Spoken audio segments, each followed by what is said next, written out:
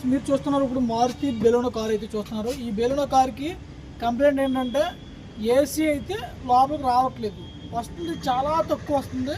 అది ఎందువల్ల అనేది చూడాలని చెప్పేసి కస్టమర్ అయితే మన దగ్గర తీసుకురావడం అయితే జరిగింది.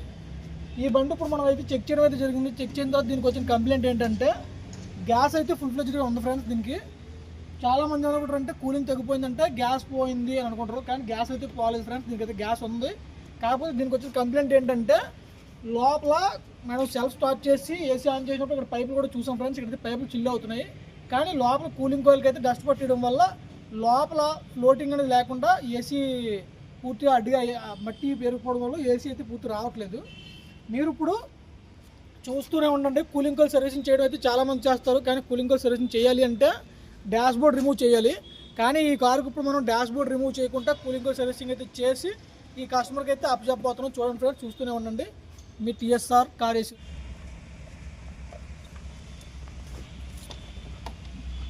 ప్లగ్.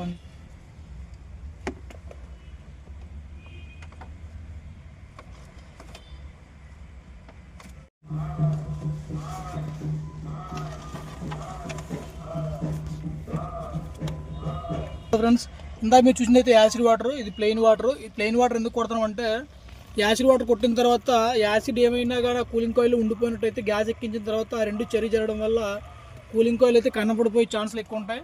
కాబట్టి యాసిడ్ వాటర్ కొట్టిన తర్వాత మళ్ళీ నార్మల్ వాటర్ కూడా కొట్టాలి ఫ్రెండ్స్. బ్లోయర్ అన్ని బిగించడం జరిగింది, రెసిస్టర్ బ్లోయర్ బిగించడం జరిగింది, క్లీన్ చేస్తాం ఆల్రెడీ. ఇప్పుడైతే గ్యాస్ ఎక్కింది ఫ్రెండ్స్ ఈ బండికి. ఆల్రెడీ మీరు చూడొచ్చు, చెమ్మ కూడా వస్తుంది. లోపల కూలింగ్ ఎలా అవుతుందండి. ఇప్పుడు మీ ఎస్ఎల్జీ కార్ గ్యారేజ్ మెకానిక్ అయితే